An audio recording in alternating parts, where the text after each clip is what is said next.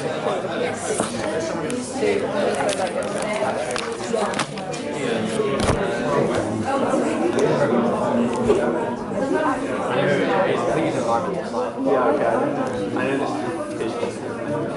is it?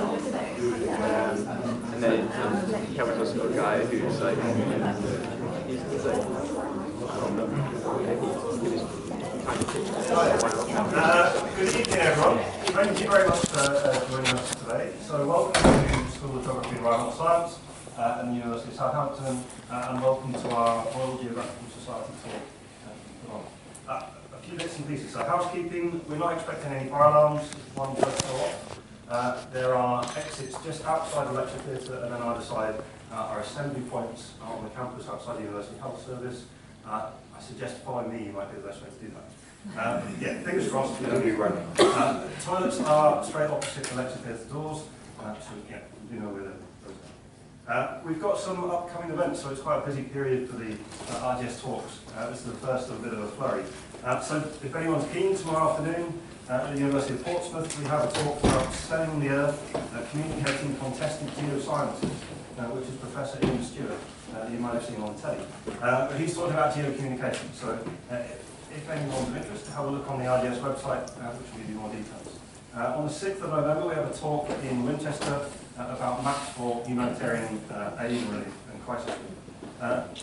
Predominantly about a charity called Map Action, which are a UK-based charity that help provide maps and kind of accurate real-time data on the actual site. So as a disaster happens, they'll be out on the field providing the data that can help rescue them if needed.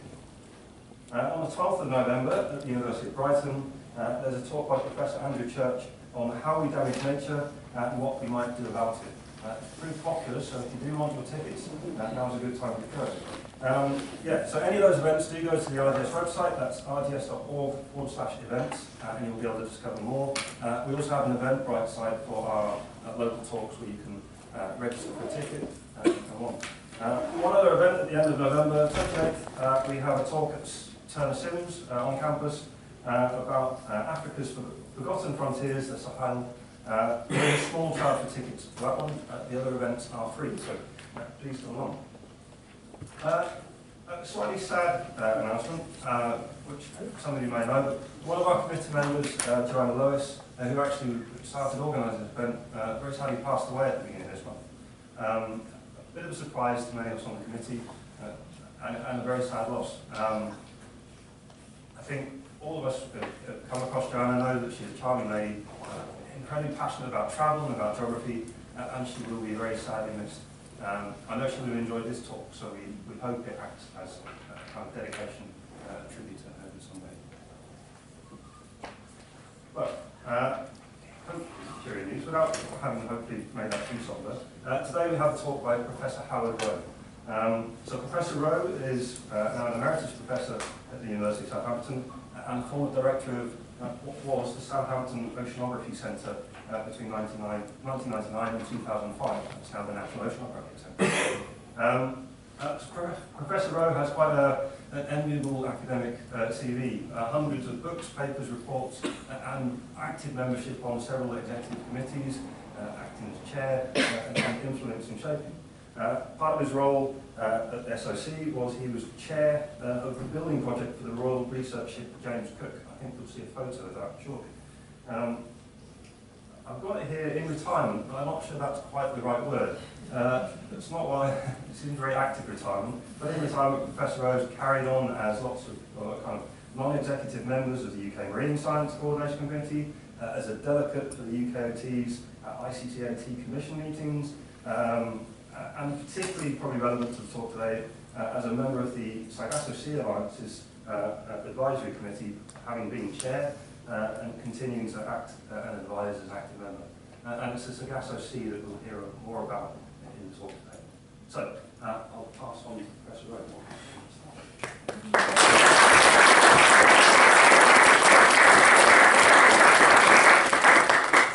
Thank you, Andrew. You can send me a copy of the CD you've got. Good evening, ladies and gentlemen. My pleasure of being back in the university is tempered by the sad loss of Joanna. Joanna asked me to do this talk So I hope she enjoys it. Before I start, I thought I could begin by giving you some idea of how someone who lives in Barton-on-Sea on the edge of the New Forest is involved in the Sargasso Sea, which is about 4,000 or 5,000 miles away. Working.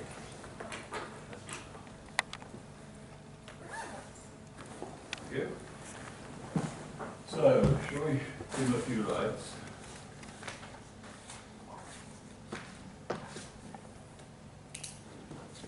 Is that okay? Can you see? Light on the screen at the moment. Is that better? Well, there's about 45 years worth of career there. I started doing research on the large whales, and that's me 50-something years ago doing a spotted dentistry on a sperm whale. I then moved to what was then called the National Institute of Oceanography. Spent a few decades saving the world's oceans. That's a hurricane in the Southern Ocean. I designed sampling gear and nets, and I worked on all the variety of astonishing animals which live in the deep ocean. And the picture at the bottom right, I coordinated the development of what was then the Southampton Oceanography Centre, which is the building behind the ship. And as Andrew had said, I became director of that and retired in 2005. Overlapping my retirement, I was in charge of building the Royal Research Ship James Cook, which is that beast there. And in the course of this wandering around the world, I visited the Sargasso Sea. But the Sargasso Sea was not why I got involved in the science and politics of the area. I should grapple with the technology effect. That was the result of a telephone call, which I got at the beginning of 2010, and I was walking around my garden. And I got a call from the Foreign Office. And the conversation went something like this: "Are you doing anything next week?" And I said, "Why?" They said, "Because there's a meeting in Geneva we'd very much like you to go to and write us a report on what they're talking about." And that's how it all started.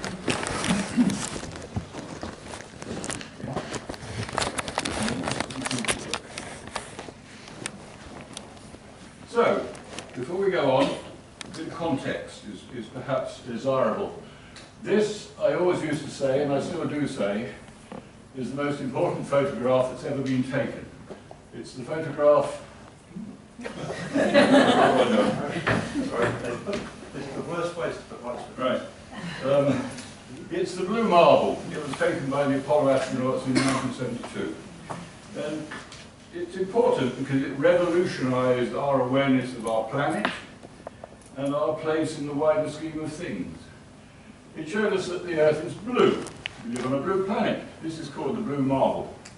And it's blue because about 71% of the surface of the planet is covered with water. But it also showed us that we live on a rather small planet, spinning around in the vastness of space, and there's a very clear message attached to that, that there's nowhere else to go, so we'd better look after it. And this picture kick-started the green agenda. The problem is, looking after it is we're not doing very well when we get to the sea. Some 71% is covered by the sea, 51% of the Earth's surface is covered by what's called the high seas. This is the areas beyond national jurisdiction. They belong to nobody. There's no overall governance. Instead, there's a series of sectoral interests. They all have their own agendas. They tend not to talk to one another, and there are large gaps. And it's desperate, frankly. In this 51% is 90% by volume of the living space on this planet. So it's pretty important. But you might think we'd look after it. But less than 1.2% of that has got any sort of protection at all. The corresponding figure of land is something like 14.5. And this was what the meeting in Bermuda was about. I got there, and the Sargasso Sea had previously been identified as, along with other areas, as areas which might conceivably be worth some sort of conservation effort if only you could work out how to do it. And the meeting in Bermuda was the first meeting to try and talk about why it was important and what one could do about it. And it was a meeting composed largely of government officials from Bermuda, NGO representatives, dozens of international lawyers, and 2 scientists, of whom I was one. And they were talking about the areas beyond national jurisdiction, and that's nowadays a fairly hot potato. The importance of this has been recognised internationally, and currently in the United Nations there is a debate going on about how to modify, if necessary, the law of the sea to bring in the high seas. Out of that meeting came something called the Sargasso Sea Alliance, and it had a number of aims. It was an organisation of international partners under the leadership of Bermuda. It was going to achieve international recognition of the importance of the Sargasso Sea. It was going to work with international organisations and sectoral organisations to achieve better progress.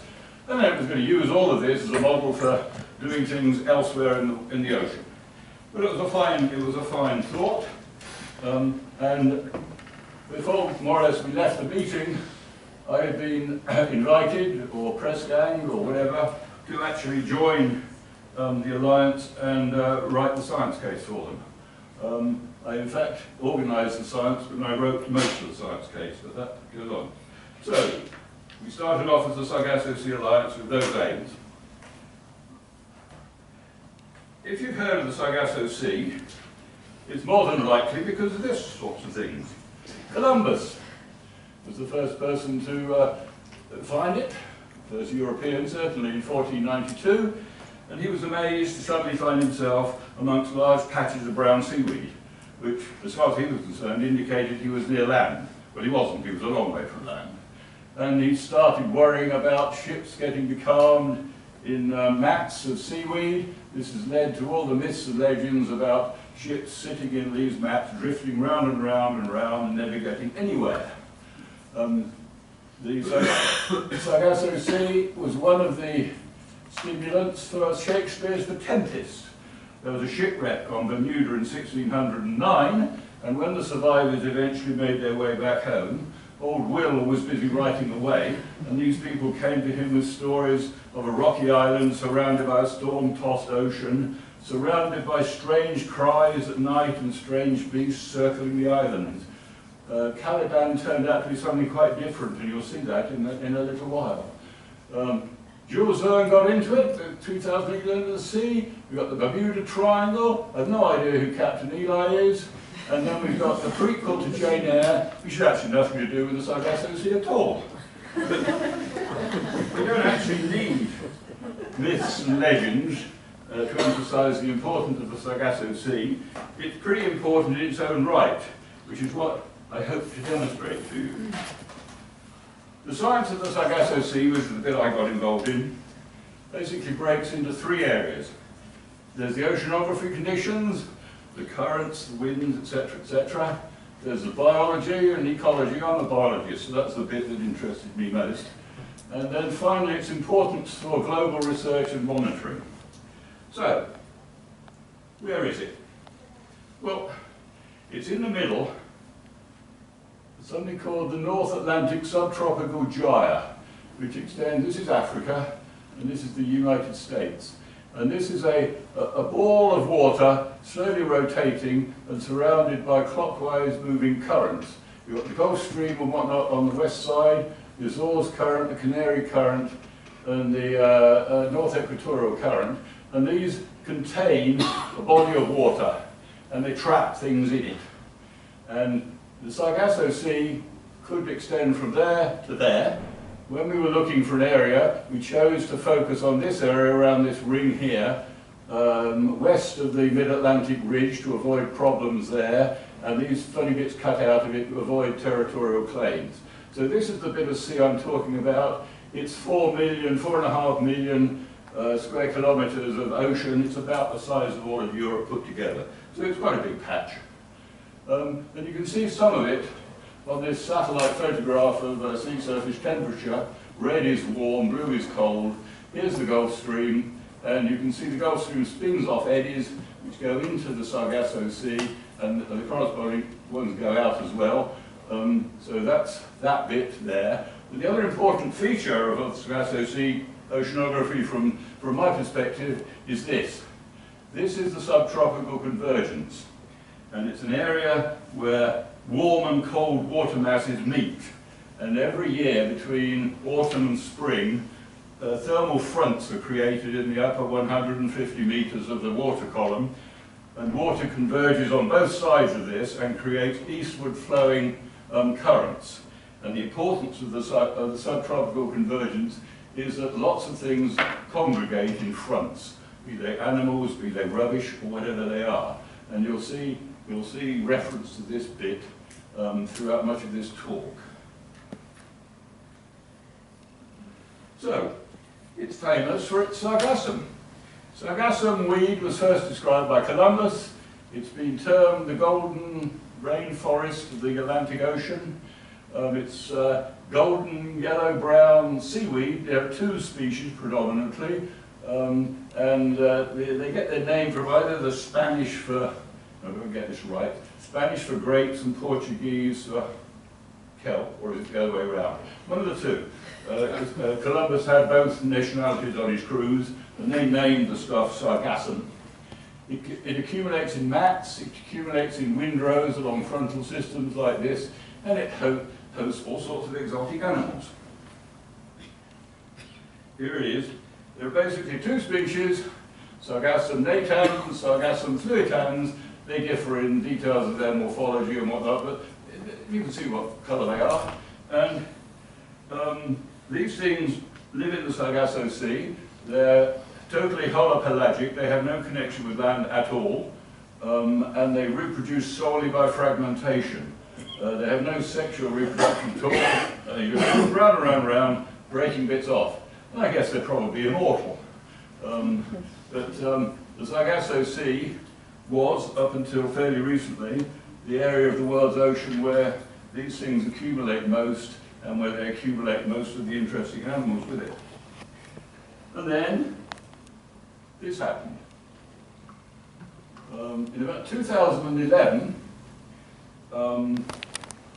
suddenly one became aware of huge blooms of sargassum weed forming in the Atlantic.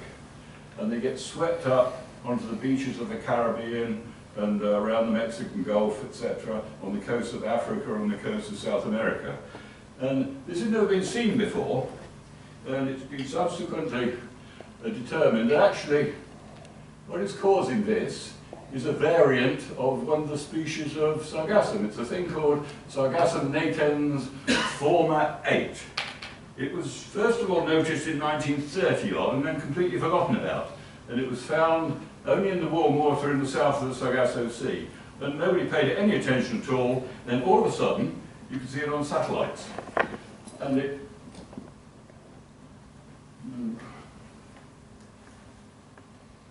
does this. It's swept up on the beaches, thousands of tons of this stuff, feet deep. And it's done it every year since 2011. And what it's doing, it's destroying the tourist trade, it's destroying the beaches, it's destroying the local fisheries. It gets in the way of the turtles. They can't get onto the beaches to lay their eggs, and if they do, the baby turtles can't get back to sea. And when it rots, it produces hydrogen sulfide, and this is the French army helping to dispose of it on, I think, Martinique. It's bad news, this stuff, and there is an awful lot of effort now being put into what the hell do we do about it, because it's a perfectly natural phenomenon. But it doesn't come from the Sargasso Sea. Here we have this is the Atlantic. We go.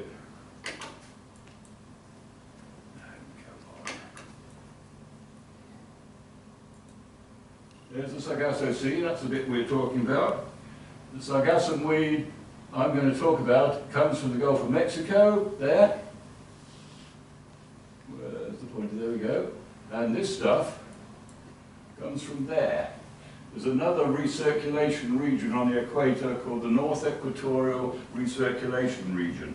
And what is happening is that this form of Sargassum weed, which was previously very, very rare, is a warm water form, and it has suddenly been stimulated to bloom.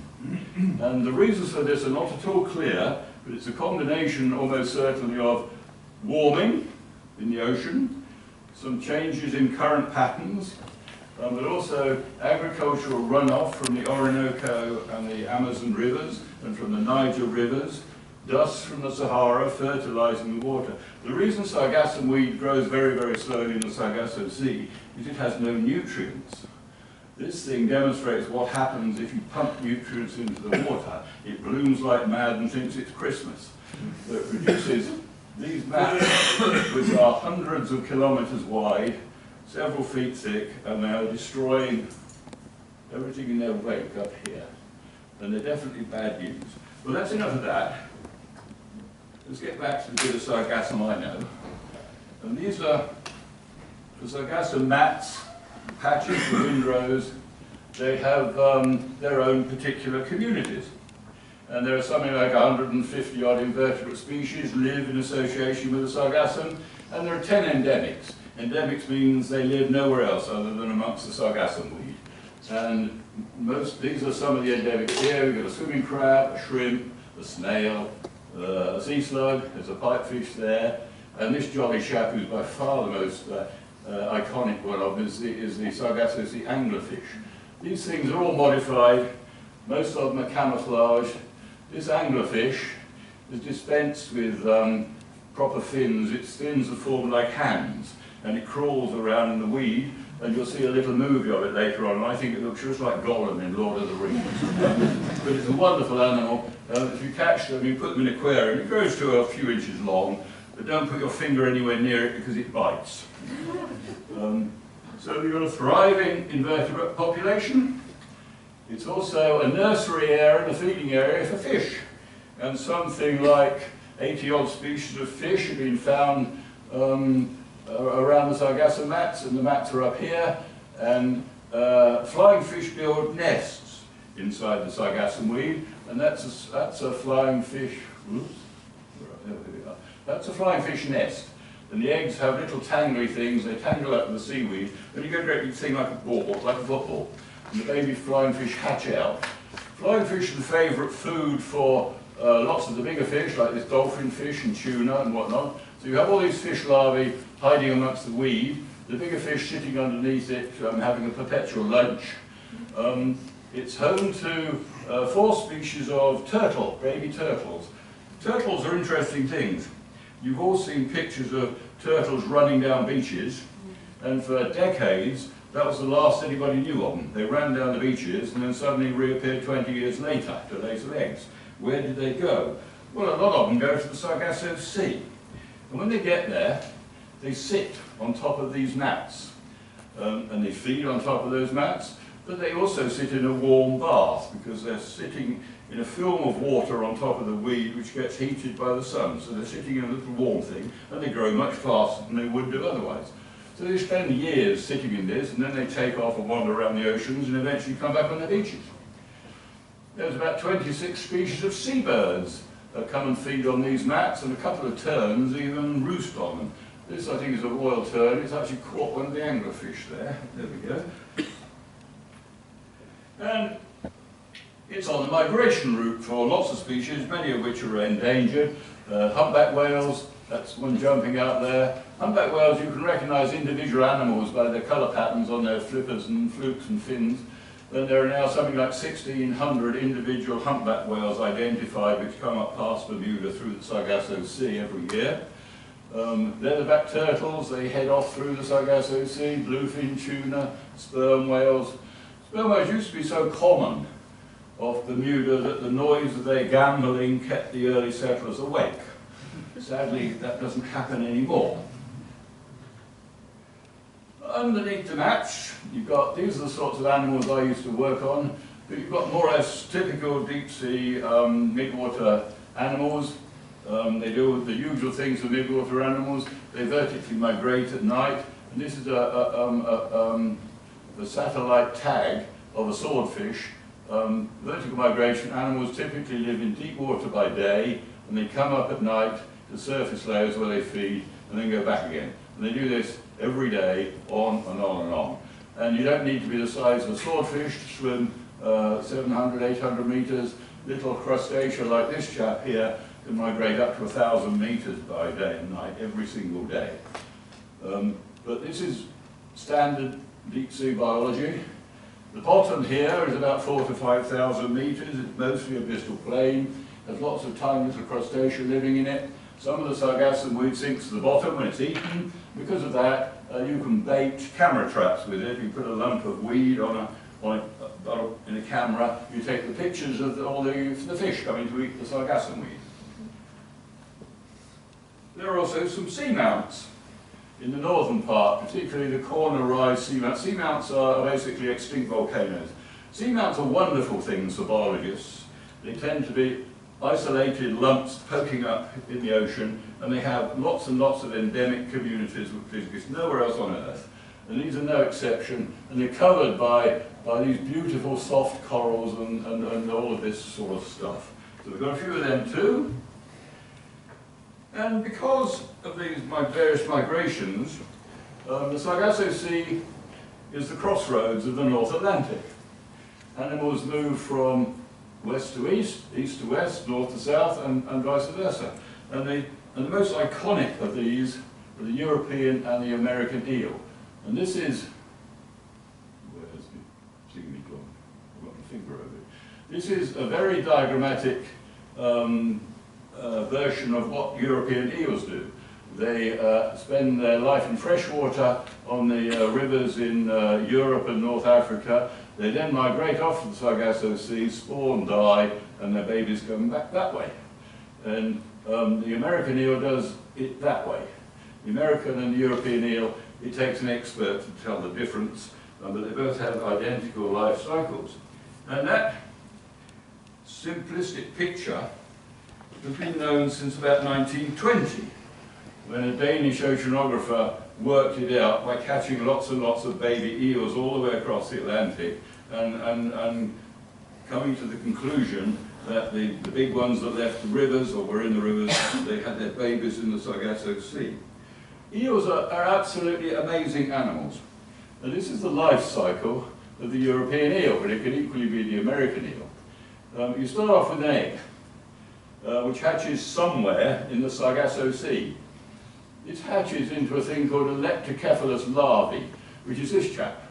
And he's up to a couple of 2-3 centimeters long. And it's totally transparent. These individual bars are the individual muscle bars, and all the business, everything happens up here. There's the head, the eye, the gut, and everything, and this wavy tail, and this tiny little thing swims thousands of miles across from the Sargasso Sea to the rivers and the continental slopes of Europe and North Africa. When it gets there, it metamorphoses into this thing. It's a glass eel, and again, the glass eels are a few inches long. I'm sorry, I mixed my units, but you know what I mean. And they, in turn, move into fresh water, turn into elvers, which look like proper eels, and they sit in the rivers where they're called yellow eels, and they might live there for 20 years. They get pretty big, that's about sort of 5 or 6 kilos, and then, for reasons best known to the eel, they suddenly decide, hey ho, it's time to get back to the sea and reproduce. So they swim back down the rivers, and when they get to the sea, they change again to silver eels, which are these chaps here. And once they do that, silver eels, all their internal organs regress. They don't feed. The only bits of their body they're concerned with retaining are the muscles for swimming and the gonads developing. They have only one thing on their mind when they leave the rivers, and that's to get to the Sargasso Sea. And there it goes. They get there somewhere, and it starts. But this sort of pattern has been known for about 100 and something years. But there's been quite a lot of work recently to try and understand, well, how do they get there? How do the larvae get back? And what you've got here is the results of a big European program which lasted 5 years, where they tagged adult female silver eels with satellite tags. There's a satellite tag. These are battery-operated jobs. They record temperature, depth, and light, and they're programmed to release after certain periods. And when they release, they bob up to the surface, transmit their data to satellites, or alternatively get washed up on beaches, and you can work out where they were from the data from the tags. And this is what happened. There was some, now I need to consult my notes to get the numbers right for this.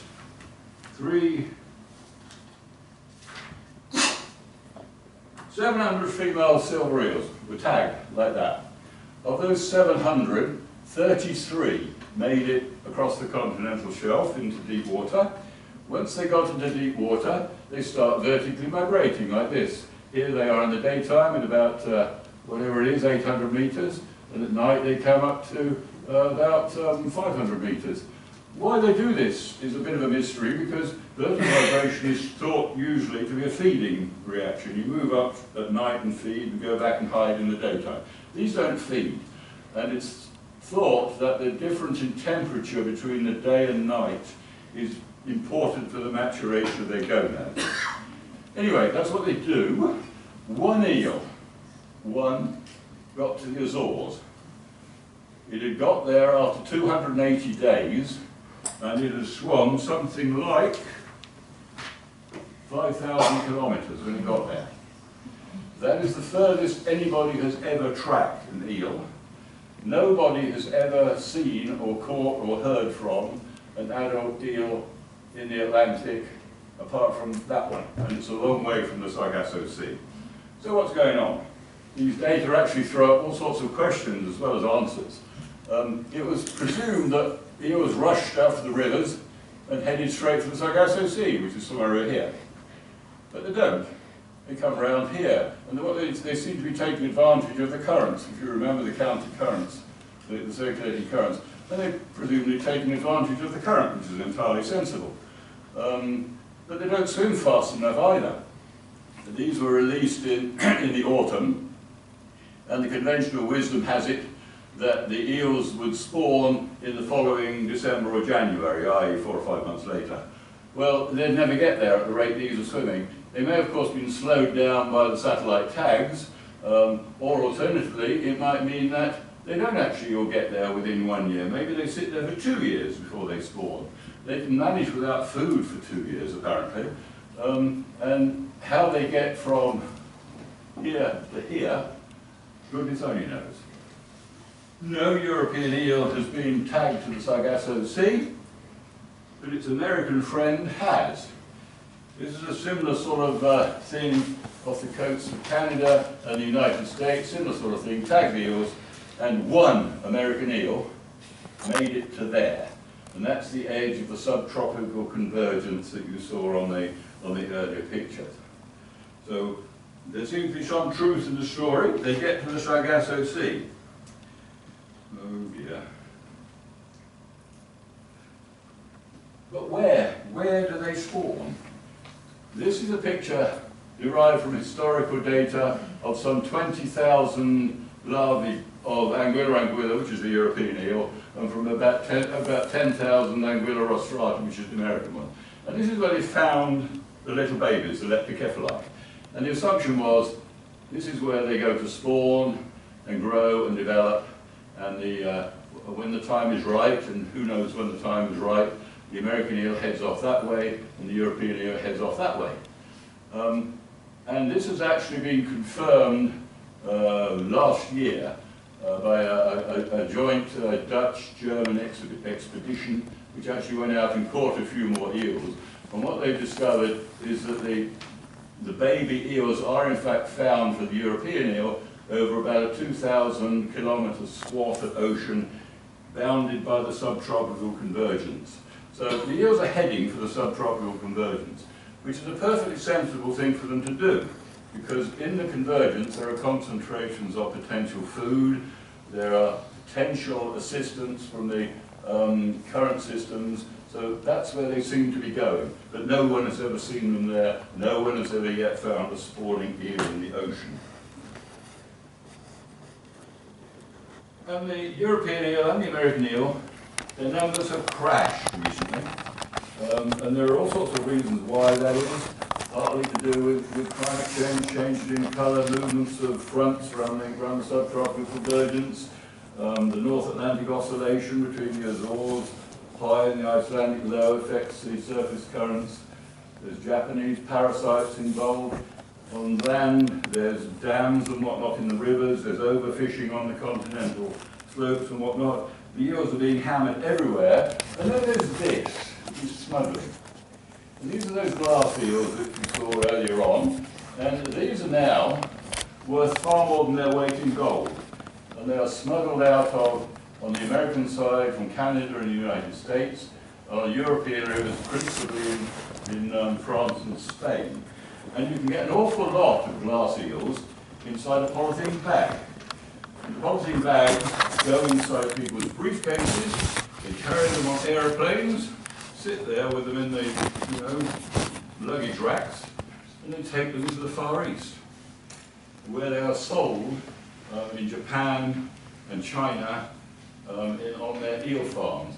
And this was a thing in the Daily Telegraph, November last year, where Europol had suddenly woken up to this fact. And 32 million pounds a year is what's coming out of the French rivers, this, in terms of value. And this sort of thing is not doing the recruitment of eels any good at all. So, eels aren't the only things that migrate into the Sargasso Sea. There's a poor beagle shark. It's also got a satellite tag on here. Poor beagle sharks bring forth live young. And adult poor beagle sharks come down from Canada up here. They come down to the Sargasso Sea, the depth of several hundred meters, where they give birth to their live young. And you've got other sharks coming, great white sharks come in, basking sharks come in, humpback whales come from the south up through, come up from Dominican Republic, up past Bermuda, through the Sargasso Sea, to the feeding grounds in the colder North Atlantic and the Arctic. And the last bit about biology of the Sargasso Sea, this is simply because I like these animals. These are the deep sea eels. These are spectacular if you see these things. These are the giant gulper eels. One's with great big mouths. This is some pelicanoides, is its pet name. It has an enormous mouth like a great big kite, which opens out like that. This one has an enormous descensible stomach. They behave like pythons and boa constrictors. They take prey very much bigger than themselves. And these things are several feet long, or can be. And this is a snipe eel, so called because it looks a bit like a snipe. It has long fine teeth in its beak. And these used to get tangled up in nets and are generally a gloomy nuisance. But they are fantastic animals. So, there's some interesting biology in the Sargasso Sea, which hopefully you're moving towards being convinced about. But it's also important because it's a critical area for global oceanography. And because the oceans are all joined up, global oceanography means the world. And in the Sargasso Sea, it's been involved ever since 1872-ish by the first oceanographic expedition. This is HMS Challenger, visiting Bermuda in 1870. And he spent several years pottering around in the Sargasso Sea, catching animals, doing the physics, doing the chemistry. It was the site of the first bathysphere drops. This is William Beebe, and this is his co-pilot Boyd. They made the first observations of live animals in the deep sea, and they also gave the first live radio broadcast in the middle of the deep ocean in that thing. It's actually appalling. It's about that diameter. And they have a porthole over there. This is an old colleague of mine, John Swallow, who's a physical oceanographer from the institute I used to work in. And if you remember on that satellite picture of ocean colour, you saw these whirly eddies spinning off. This is the chap who discovered them. Those eddies are the ocean weather of the sea. They're just like the highs and lows of the atmosphere, but they're just a different scale. And that's John putting his neutrally buoyant floats together. So there's a lot going on. And then there's this thing, these little blue dots. This is probably the most important organism on the planet that you've never heard of. It's called Prochlorococcus. and it's the most abundant photosynthetic organism on the planet. It's a bacteria. And it's a bacteria which was discovered in the Sargasso Sea, but we now know it lives in warm water everywhere. And it produces up to 20% of atmospheric oxygen. So if you put that another way, about 1 in every 5 breaths we've taken in this room comes from things like that in the Sargasso Sea and the subtropical ocean. They're quite important. And equally important is a time series. Now, if you want to measure change, you've got to have a baseline against which you can measure what's going on. And the Sargasso Sea and off Bermuda is host to the world's longest time series of oceanographic measurements in the deep ocean. And it was started by a scientist from Woods Hole called Henry Stommel in 1954, and it's been sampled every 2 weeks ever since. And it has various arrays of scientific instruments, and the details of these have changed over the years. But essentially, it measures temperature, salinity, lots and lots of different ocean parameters every 2 weeks, and you've now got a record going back, what, 70 odd years. And it's against that baseline that you can see change. And you can see change not just in the Sargasso Sea. What it's telling you about is change in the global ocean and how this responds and reacts to climate change. Okay, so what's the problem? We've got this nice patch of blue sea, interesting animals, important for science, important for, you know, climate and all the rest of it, but it's threatened. And there's a number of threats here. Some of them are real, some of them are potential, and we'll talk about one or two of them. The first one is fisheries, seamount fisheries. You remember I showed you those pictures of the seamounts in the north, the corner sea rise. Well, that's a before type picture of the top where we are, left-hand corner, and that's after a deep sea bottom trawler's been over it. They strip everything, and they finish up with very large nets full of an awful lot of these things, which are called Alfonsina. It's a sort of sea bream. And they devastated the sea rise mounts to the north. Fortunately, the fisheries organisation in charge of this have now actually stopped trawling on the bottom. So that's a good news story, and they will presumably recover, but it takes a very long time. And I can't talk about the sea and pollution without talking about plastic. Plastic was first noticed or brought to the attention of the public by a chap sailing across the Pacific when he found something called the Pacific Garbage Patch. And the equivalent of the Pacific garbage patches are found in each of the 5 ocean gyres, these rotating current systems. And in the Atlantic, there's the North Atlantic one, the South Atlantic one, the same in the Pacific, and in the Indian Ocean you've got one in the south. So these ocean gyres accumulate plastic. Plastic originates from land. It's broken down by wave action, ultraviolet radiation, all that sort of stuff. And when it gets down to about 5 millimeters or so or less, it's called microplastics. And in the Sargasso Sea, the microplastics get tangled up with in the Sargasso weed, and you have this pristine blue ocean here, and you can sample it with these surface nets, and you find it fills up with these tiny little plastic particles. Plastic in the Sargasso Sea was first found in about 1972, and there's a team from Woods Hole that's been studying it ever since, and the picture over here is where it goes. It goes everywhere, basically. But if you average it out, the highest concentrations, are here. And you will instantly recognize that as being where the subtropical convergence is. So again, everything is converging on the subtropical convergence, if you'll forgive the English. So that's where the plastic is, that's where the baby eels are, that's where an awful lot else is. And how does it get there? Well, you can work it out by mathematical models. This was a model which was developed to guide a sampling expedition. And they made a mathematical model of the current systems in the North Atlantic and then put surface particles in, and then you let the model run and you see what happens to the particles. And it runs and runs and runs, and after 10 years, when I think it finishes, where is all the plastic? In the Sargasso Sea, in the area of the subtropical convergence. And you'll all have seen pictures like this. Turtles eat plastic bags because turtles eat jellyfish, and plastic bags look remarkably like jellyfish. Whale sharks, the biggest fish in the sea, unfortunately ingest this stuff. Whales, you've all seen pictures of whales in plastic bags and whatnot on beaches. That's a baby albatross and whatnot. It's awful. What's less obvious are microplastics. These are little particles.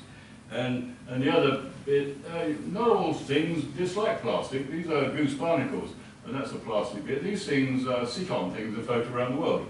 They quite like something to sit on. So, you know, lumps of plastic are good news for goose barnacles.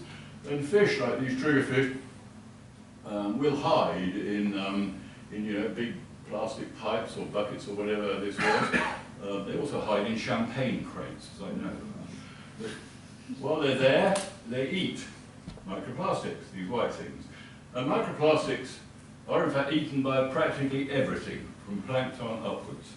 And one of the problems with microplastics is we don't actually know what harm they're doing. Plastics potentially are not good news because they contain toxic chemicals, they contain PCBs, they contain additives, none of which would do you any good. And the potential exists for things eating the plastic particles to concentrate it up as you go up the food chain. Bioaccumulation is what it's called. And potentially it has impacts upon us, but we don't actually know that. And there's an awful lot of work going on now to try and understand quite what the role of microplastics is in the ocean and what damage they do. But sitting on the plastic, it has its own microbial community of bacteria. And these live in, this community is called the plastosphere. And these are individual bacteria, and these eat plastic. That might be good news, or it might not. We simply don't know, because eating the plastic might release the toxic compounds, and it's recently been found that the secretions produced by these bacteria tend to aggregate the little tiny particles into bigger particles, which make them more attractive for things to eat. So these bacteria may or may not be doing it well. It's all work in progress. And this is where it all comes from. And I was asked by the European Commission in 2015 to go to Brussels and give a talk on plastics in the Sargasso Sea. And I was very fortunate in that just before I did that, a group of American scientists produced a paper trying to estimate the amount of plastic being produced and the amount going into the oceans. And this appeared just before I gave my talk, so I produced this picture and waved it in the EEC. And this is the same thing that David Attenborough got his information from when you've seen his film a year or so ago. He talked about plastic and all the rest of it. These are the numbers he was using. They come from this study here. And the numbers are quite staggering. In 2010, which is when this was based on, 275 million tons of plastic waste was generated. And between 4.8 and 12.7 million tons of that entered the ocean. And they call it 8 million tons here, which is a sort of midpoint. And it's the 8 million tons which Attenborough was talking about and which produced all the film which sort of lit everybody up. So it's a massive problem. It's a problem which is entirely within IVF to solve. You've got to solve it on land. You've got to stop using this stuff. You've got to produce biodegradable plastics, which you can do. It just costs more money. You've got to do something about recycling it. And you will all be aware that there is now a great deal of awareness about this and conscience of this, and things are improving. But the latest estimate, which is not very recent, is that there's about 60,000 tons of plastic bits floating around on the surface in the Sargasso Sea. So what are the doom and gloom is there? Well, there's ships. Ships potentially create noise. Whales and other animals don't like noise, it disorientates them. You've got the risk of collisions, you've got the risk of pollution, and all the sorts of things you can imagine from ships. The Sargasso Sea is right in the middle of shipping routes going across the Atlantic. Most of the problems associated with ships are potential rather than cause and effect, but there is a potential threat from ships and shipping. And then we've got climate change. And you remember the time series? These pictures come from data taken from the Bermuda time series, and this is temperature, and you can see the temperature is getting warmer. The ocean is warming. And it's also getting more acid. This is the partial pressure of carbon dioxide in the surface ocean, mirroring the atmospheric carbon dioxide concentrations from the Mauna Loa Observatory in Hawaii, which is the white wavy line there. And the rise in carbon dioxide in seawater produces a decrease in pH, i.e. the ocean is getting more acidic. The ocean acidity has been called the evil twin of climate change because it's far from obvious, but it is really bad news for all of the animals which live there because a lot of them have calcareous skeletons, etc., etc. They don't do too well in acid. Right, so what are we doing about all this, or what have we done all about this? Well, the first thing we did, I called in an awful lot of favours, etc., etc., and we produced a science case, this chap here, in 2011, and we had, as you can see, 74 collaborators from 10 countries, etc., etc. It was truly an international effort, and we presented this to the governments of the United Kingdom and Bermuda, and they both said, jolly good, and they liked it, and I think it has shown the world that this place is important. And we backed up this summary here with 12 individual reports of details about particular aspects of what goes into that. So we've produced the science case. And in the science case, one thing which catches people's attention, particularly in governments and the like, is how much is it all worth? And we had one estimate done in the science case and subsequently another one done here. And this is these are estimates, or guesstimates if you like, of the value of things going on in the Sargasso Sea. And some of these you can get reasonably accurately, like fisheries. You've got £100 million worth a year of fishery. You've got £500 million worth of revenue from whale watching, both off Bermuda and further north. You've got 66 million of value of eels caught in the US and Europe, and so on and so forth. And you've also got these unknowns, which are, so what's the value of the Sargasso Sea in terms of drawdown of carbon dioxide, in terms of dilution of waste products, in terms of what is the value of the animals that live there in terms of cultural terms? How do you put a number on that? But how do you do these sums? And they've been done twice now. The numbers don't matter, and they're probably not accurate, but they're all very big, which suggests that whatever the value is of this patch of ocean, it is very high indeed in purely monetary terms. And that does serve to catch people's attention. So what else have we done? We signed a memorandum of understanding. The Bermuda government created a sanctuary for whales off Bermuda, and the humpback whales migrate up from Dominica up to Canada and Boston, the United States. And the first one of these was between the Stellwagen Bank sanctuary off Boston. It's now been recently extended to Dominica, so the humpback whales are protected all the way up the coast. Fishing, I've talked about the seamount fisheries. They've been closed, thank you very much.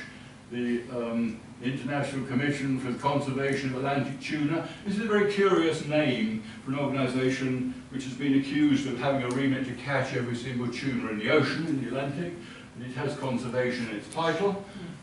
We have actually persuaded them to recognise Sargassum as essential fish habitat. we have persuaded them that the Sargasso Sea is of unique importance to a lot of the tuna species they are interested in, and we are currently working on them to try and recognise, to put in place some sensible catch estimates and modelling based on the whole ecosystem and not just fishery catching. So we're working away with the Fishery Commission. We're working with NASA on a programme there. If you're ever going to keep an eye on what's going on in an area like this, which is frankly in the middle of nowhere, you've got to do it remotely via satellites or by remote vehicles in the sea, Argo floats and all that sort of stuff. And we're working with NASA, who are producing maps of oceanographic data for us, which can be turned into near real-time data. They put in all the physical parameters, the things like surface ocean colour for where the plankton is. You can put in the tracking of individual animals, whales, eels, and all the rest of it. And if you're ever going to oversee in whatever way you want to a patch of ocean, then this is the sort of technology you're going to have to use. We've seagoers on ships, you know, these are the seamen. They get very bored, and they actually like to know what they're sailing through. So we produced all these posters and distributed them on the ships, and they've gone down very well. And, oh, we've got a prize. This was good. Here we are, getting a thing called the Seakeepers Award, which is this rather large and extremely heavy statue here. And it was given to us in 2013, I think, at the San Francisco Yacht Club at the same time as the America's Cup race was roaring on outside. And these were fantastic, these giant catamarans. Anyway, there was us being feted in the yacht club. That's me all dressed up. That's I'm the scientist. That's the international lawyer who was my equivalent in the Alliance Executive Committee.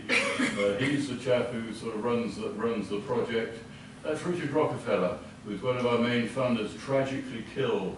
His aeroplane flew into a tree about a year after this picture was taken. This chap's now head of the Civil Service in Bermuda. I have no idea who that man is. And this lady here was David's secretary. So there we are. It was nice to get some sort of recognition. I'm awfully glad I didn't have to carry that home. And the next exciting thing that happened, governments began to show an interest. And in 2014, must be, we signed something in Bermuda called the Hamilton Declaration. And 5 countries signed up agreeing that they recognise the international importance of the Sargasso Sea, and they agreed to do what they could to conserve it and work with other organisations to persuade them that this was an area of ocean which was worth preserving and looking after. And they created something there called the Sargasso Sea Commission. Here it is, the Alliance turned into a commission. Commissioners were appointed by each of the member countries, in this first instance 5, nominated somebody to be on the commission. I had the honour, I guess, to be the first chair of it, and I still am a commissioner for the Sargasso Sea. And since then, we've added 5 more countries, and there's a sort of orderly queue forming of other countries who are wishing to sign up to this. So it's going pretty well. So we had a party. And if any of you have been to Bermuda, I've been lots of times, but you see these very rarely. These are the Gombe dancers. And the costume echoes of the West African origins of many of the people in Bermuda. So that's what that's all about. And since then, people have done all sorts of things for us, including this guy who, last summer, went on a paddleboard all the way around Bermuda, collecting money from a sort of can as he went around. So, to finish up with, we've got a couple of video clips.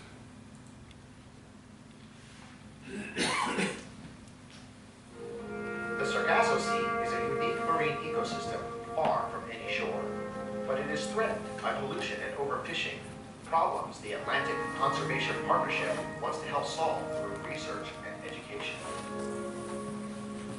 It is the only sea in the world which has no coastline. Located in the middle of the North Atlantic, its boundaries are defined not by landmass, but by major ocean currents. The Gulf Stream and North Atlantic Drift form the western and northern boundaries. The Canary Current forms the eastern boundary, and the North Equatorial Current and Antilles Current form the southern boundary. This sea is what is known as a gyre, a colossal subtropical mass of water that slowly rotates in a clockwise direction, driven by the Gulf Stream and prevailing winds. This area of high seas earned a reputation from early sailors as the Sea of the Lost. Located within the eerily calm doldrums, the Sargasso Sea spawned countless legends of mythical monsters and ghost ships trapped for eternity by encroaching seaweed.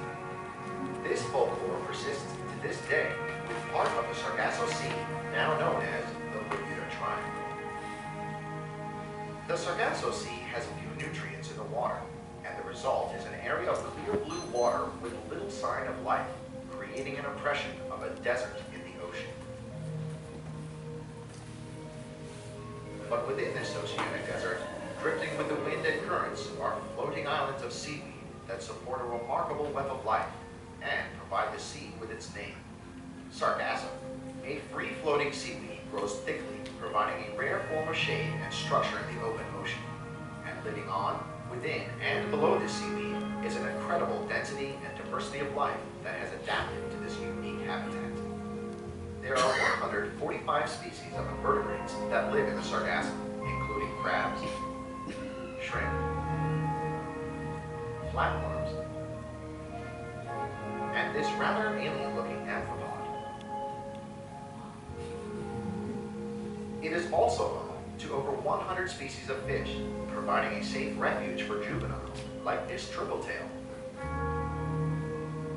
chub, milefish,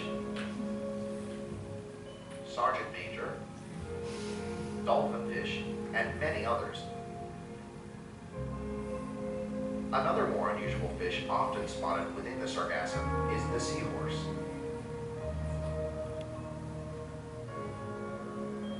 Many of the animals living in this habitat have evolved coloration or appendages to resemble the Sargasso, and there are 10 species endemic to the Sargasso Sea, including a crab, nudibranch, the Sargasso pipefish, and perhaps the most intriguing of them all, the Sargasso anglerfish. I think this is gold. These hands. As well as the abundance of life that exists within the weed itself, the life cycles of a great number of oceanic species revolve around the Sargasso, using its shelter as a spawning and nursery ground. This flying fish egg mass, spun into a tight ball with the Sargasso, holds thousands of eggs. When the tiny fry hatch, they live among the Sargasso until they are big enough to venture into the open ocean.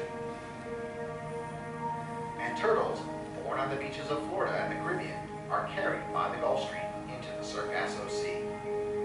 Once there, they live for years safely among the rafts of seaweed, drifting with the currents as the sea completes its slow rotations. The mats of Sargasso are also important hunting grounds, attracting pelagic fish that feed on the smaller fish sheltering below the weed. Seabirds, like the endemic Bermuda cahal That's and the Caliban. wagtails, forage in the Sargasso Sea to feed their young. Humpback whales stop here every spring on their northern migration. While the Sargasso Sea is not defined by any coasts, it does contain a single point of land, the tiny island of Bermuda.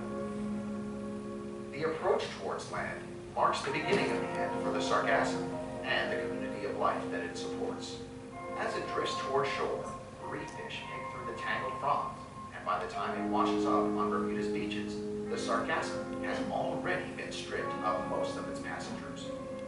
But even as it's drying in the sun, the important role of Sargasso is not over. In its final act, the the Sargasso mixes with the sand, stabilizing the beach habitat prone to erosion. The sand and Sargasso form the vital first stage of dune creation, dunes that in time become Bermuda stone and the very bedrock of the island. Life on the island of Bermuda is tightly connected to this sea. Bermuda will play a key role in helping establish a high seas marine protected area to conserve large parts of the Sargasso Sea, reducing fish pressure on oceanic giants like the bluefin tuna. Bermuda will be at the center of the scientific studies and educational outreach to show the world how we can help protect and restore our ocean. The very existence of Bermuda as we know it owes so much to this unique ocean wilderness.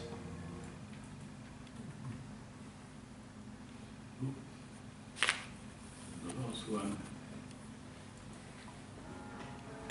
Every spring, humpback whales migrate from their breeding and calving grounds in the West Indies and head north through the Sargasso Sea to the plankton-rich waters of their feeding grounds in the US and Canada. But the Sargasso Sea is far more than a transitory corridor on the whale's northward journey. Andrew Stevenson, a Bermuda-based researcher, has gained unique insights into the pelagic lives of these majestic creatures. Over 12 years, he has identified 1,500 individual humpback whales in Bermuda alone. His data reveals the high seas are as critical to these iconic animals as their feeding and breeding grounds.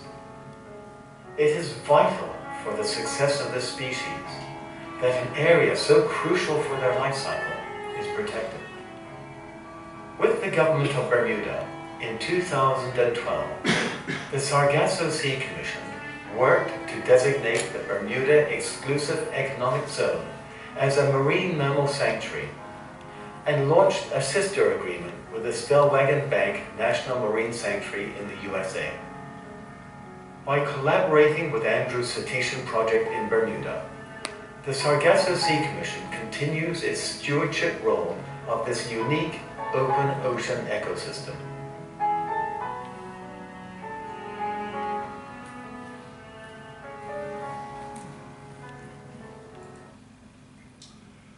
Okay, there you are. I hope I've persuaded you that the Sargasso Sea is interesting, important, worthy of conservation. And finally, the thing that alarmed the sailors of the Sea Venturer, ghostly noises and spectres floating around at night, was the cahal. It's the Bermudan petrel, which was thought to be extinct. And it has a wingspan of about like that, and it's now recovering, but like all petrels, it flies around at night squawking. And that is thought to be the origin of the Tempest. There you go.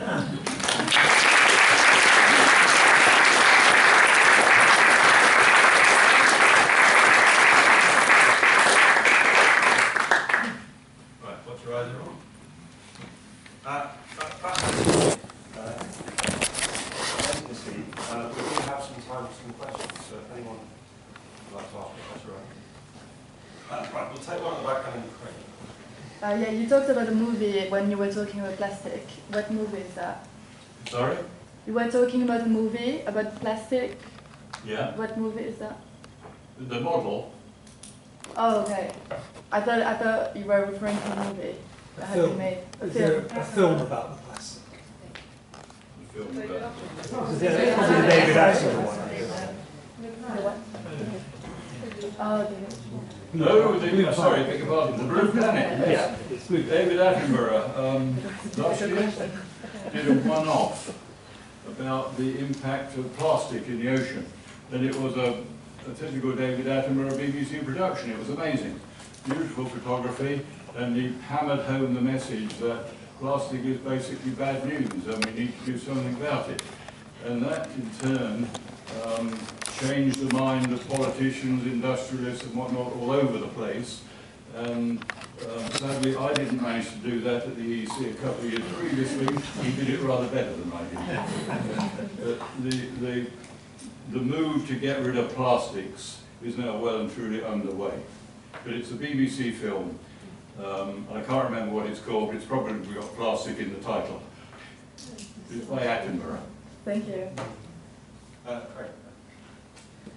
Thank you for that.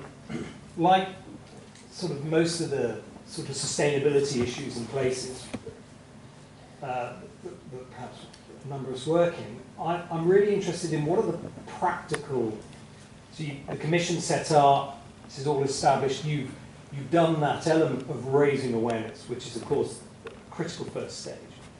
But then it becomes much harder when you talk to the fishing communities. I mean, it's interesting that, you know, you basically were doing what we've been doing, valuing ecosystem services there, important to demonstrate the value, but also demonstrate the significance of livelihoods that rely on them.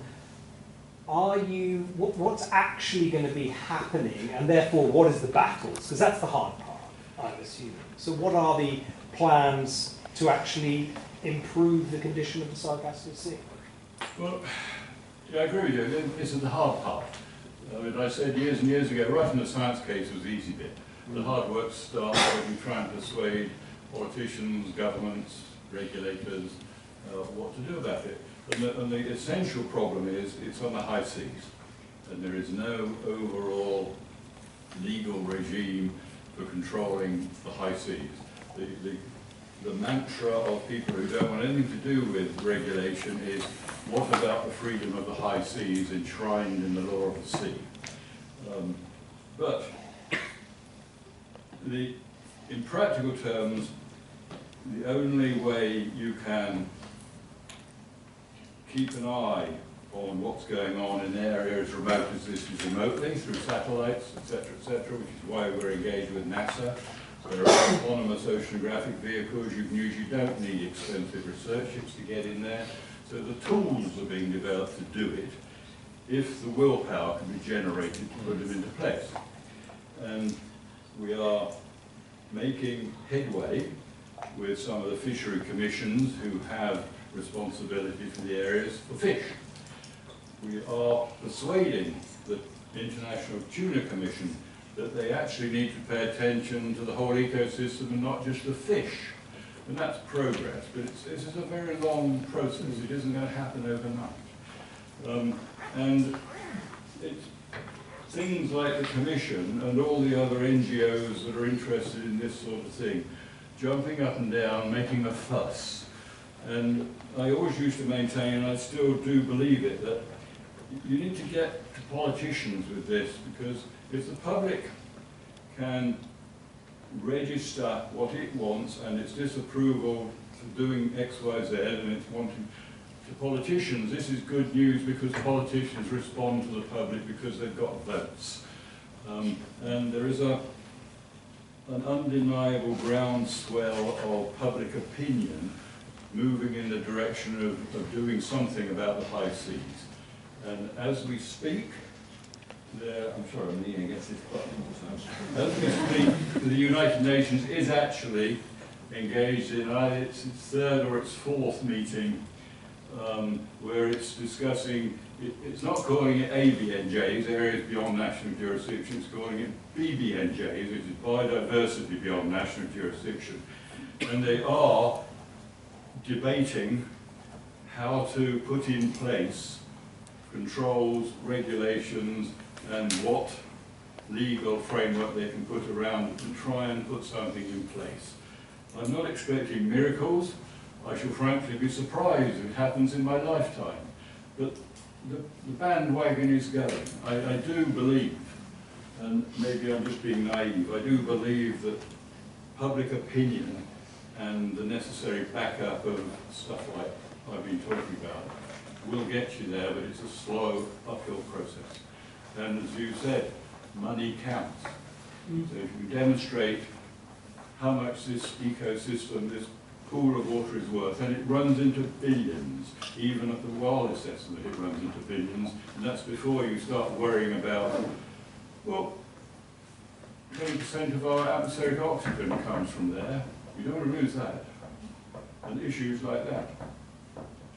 I'm sorry, I don't have an answer. No, there isn't one. And what you said is exactly the same as the other people working in terrestrial systems. Yeah. It's exact. There isn't actually. It's just, you know, interesting to think about you're doing exactly the same thing of trying to work with commissions and this long, slow awareness process, and perhaps that's all that can be done. Well, we do have an additional problem on terrestrial ecosystems. You can walk around them. You can't walk around the Sargasso Sea. It's all remote. It's out of sight, out of mind. And most of the threats to the Sargasso Sea don't originate in the Sargasso Sea at all. The plastic doesn't come from the Sargasso Sea. It comes from Europe and the United States, primarily. The problems of the fisheries go to the markets of Europe and the States and so on and so forth. The Sargasso Sea, if you left it alone, would manage quite well. But it's subject to all the external influences and it's controlling them. You can control plastic at source, given the will to do it, and that's happening, as you know. Yes. Yes, one comment and one question. Did I see correctly, this is the comment, that the value of whale watching tourism is 5 times as much as the value of fisheries? Is that You might well have done. I can't. that's my comment. Amazing if so. And then the second one is those of us who like eating meat have felt rather under a lot of pressure in recent times, and doubtless there'll be more of that. Those of us who also very much like eating fish have thought, ah, well, we can just eat more fish. But you've slightly suggested that we're not going to be allowed so much fish in the future. Are there sustainable fisheries, or are you going to put a stop to us eating fish as well as meat? No, that's the one thing we're not trying to do, because you'd never get anywhere with the fishery commissions if you simply rode in on your white charger and said you've got to stop fishing. It would politely show you the door. I know, I've been there. All we are trying to get the fishery commission to do is set catch limits which are sustainable. Right, so there is sustainable fishing? Yes, there is sustainable fishing, and that's what we're... And ICAT would argue, probably quite correctly, that most of the tuna species and what they call tuna-like species, like swordfish and marlin and whatnot, most of them are fished sustainably now that originate from the Sargasso Sea. Some of this is a bit dubious, and some of it is possibly over-interpretation of the fishery statistics, but they are certainly moving towards sustainability because it's their bread and butter. They really don't want to create a desert, although they do behave sometimes as if they are. The cause célèbre of this, which Greenpeace and the like love, is the bluefin tuna, which is the one which finishes up in the fish markets of Tokyo. And it's about a decent-sized bluefin tuna is about from here to the wall there. And they're sold for millions of pounds each. And I've seen them being auctioned there, and it really is spectacular. It really is true. It really is true, these million-pound fish. Yes, yes, I've seen them do it. And it's an amazing sight. And if you ever get the chance to go to Tokyo, go to the fish market at 5 o'clock in the morning, and you can see. I wish I had, but my wife might not afford it. But there's great controversy about what is the population level of the bluefin tuna, for instance. And the fisheries people come up with some answers, and Greenpeace come up with others and whatnot. So they argue around that sort of thing. But, call me naive, but it's moving in the right way. And you asked about whale watching. What does it say up here? 500 million. Yeah. Well, there's a lot of tourists go out from the coast of Canada and the United States to watch whales. There's a lot of tourists go out of Bermuda and watch whales. And neither of these places are particularly cheap if you want to go there and watch whales. It's all the associated infrastructure which goes with that, of course. The fisheries, well, it says 100 million there. And again, these will be taken from fishery statistics and whatnot. So I assume they're right. Mary had a question? Thank you for a fascinating talk.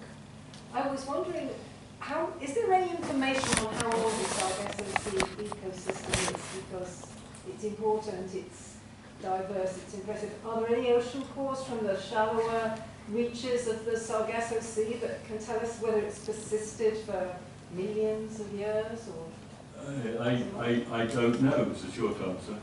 There is a very distinguished physical oceanographer in the audience who might know better than I do. The circulation patterns, how long have they been there, Harry, do you know? Well, I would have thought the circulation patterns might have been different in let's say, ice ages, or Yeah. for the thousands of years, we would expect it to be the same. Stuff is supposed to get entrained in the Sargasso Sea for hundreds of years. You get that information from surface buoys and that sort of stuff. I don't know the answer about corals, I'm afraid. No, thank you. That would be very young, wouldn't it, for an ecosystem? If it wasn't existing during the ice ages. That's fascinating. I mean, we don't know. I'm not saying that's what happened, but it's very interesting. So ocean circulation was different, let's say, in the ice ages. That's all. So the ecosystem might have been somewhere else. I mean, you can get some idea of how fast that ecosystem can change by what's happening with these invasive blooms. The thing which is causing them was known from a few fragments in the 1930s. It's now known for thousands and thousands of tons, and unfortunately it is not so attractive to all the little animals that live amongst the Sargasso weed because it has a different structure. And if that thing takes a hold and adapts to cooler water so that it moves up into the Sargasso Sea, the ecosystem of the Sargasso Sea would change more or less overnight. Yeah. Yeah. So these things can react very rapidly. And, you know, the great whales, they have actually more or less all come back, to greater or lesser degree, since the stopping of the whaling industry in the 60s, which is what I used to be involved in, taking bits off whales. So it doesn't take that long to change the system. Thank you. Thank you very much. Fascinating. I'm not a biologist, as my question will show, but you said early on, and the film repeated, that there are no nutrients in that area of sea. So my question is, what does the weed itself actually live on? And sort of as a supplement to that, what can it provide by way of nutrition to the various creatures living in it? The Sargasso Sea is what's called oligotrophic. It has very, very low levels of stuff like nitrates and phosphates, which are the things that plants require to thrive and grow. And it hasn't got them because there are no inputs going into practically the middle of the Atlantic Ocean. It's a long way from anywhere. There are no major rivers pouring it out on there. So it has a very low level, and that's why it grows very, very slowly. And recently there's been research in Bermuda which suggests it maximizes its opportunities by making the use of bacteria which live on the fronds of the seaweed. The bacteria are producing metabolites, which the seaweed in turn says thank you very much and uses it to supplement its nutrient diet, so to speak. So it does those sorts of tricks to keep going. The reason why this other thing starts blooming is the story of what would happen if you fertilize the Sargasso Sea. It would bloom. And the two primary reasons for what is happening is to do with agricultural runoff from the Orinoco, from the Amazon, and from the Niger rivers. They're pouring nutrients into the ocean. The Sargasso weed says, thank you very much, and we start growing. And you know, that's the way it is. In terms of what use is Sargasso, there's about, I didn't know the answer to this, 60 odd patents out on using Sargasso. This was before all of this inundation started. And they varied from drugs against HIV to all sorts of, it's stuffed full of chemicals, a lot of which are very unpalatable. So it's not actually very good to eat, which is another reason why it tends to stay put. Not many things like to eat it because of the chemicals which give it its nice yellowy brown colour. I've forgotten what they are, but basically things don't eat it. So it sinks to the bottom and it gradually deteriorates. It lasts a long time. And now those big blooms, it's now been found that great masses of that also sink to the bottom of the Atlantic. And what will be, for me, fascinating, because I'm a biologist, is to see what that does to the benthic communities there. Will there be a sort of stampede to start eating its stuff, or contrary, will there be a stampede to get out of the way? Either could be true. quick question. I was quite intrigued by the slide that you showed with the equipment, that long-standing equipment that is in place thanks to, I can't remember which institute it was that had put it, Woodhull or someone put it in. It's controlled by the Bermuda lab now, but it was instigated at Woodhull. And I imagine they were measuring temperature, but Yes. what other things would they measure, and how do they make sure that the equipment kind of stays there and stays in good order? It's just sort of practical things that just intrigue me when you're talking about it. Well, they know the equipment's working and it's maintained because they visit it every 2 weeks. And they sort of make sure the kit's up and running and get the measurements and whatnot. And that's how you produce a time series of data, because you get the measurements that frequently. In terms of what they put on it, well, it's like topsy, it's grown over the years. So it started off with temperature and salinity. You've got things like oxygen, you've got things like sediment traps watching the flow through the water. They're doing an awful lot of work now on the role of bacteria in the mid-ocean food webs and recycling of nutrients, and so on and so forth. You can put what you like on it, and it's now a mixture of the sort of static arrays and autonomous vehicles. They've now got a number of autonomous vehicles in Bermuda, and these sort of things motor around inside the ocean, measuring their parameters. So it is a very heavily investigated part of the ocean. But its importance is because of the length of time it's been going. And when we wrote that science case, there were 4 stations, I think, in the world ocean which measured carbon dioxide levels, or 5, and 4 of them were in the Sargasso Sea. And the numbers have grown since then, but it's to do with, I mean, the world's oceans are all interconnected, so what goes on in the Sargasso Sea reflects what goes on in the ocean as a whole, and that's its overall importance, really. You can see climate change happening, you can see the way the ocean responds, and you can see the way the animals are, because the frontal systems are moving north, and this may or may not be getting in the way of eels getting to where they want to go. Right. There will be time, or if you would like to join us to continue this discussion, we have some teas and coffees in the staff room, which is out there and within your way around. We follow this route. We don't have a long time going on. Thank you very much, everyone, for coming out, and hopefully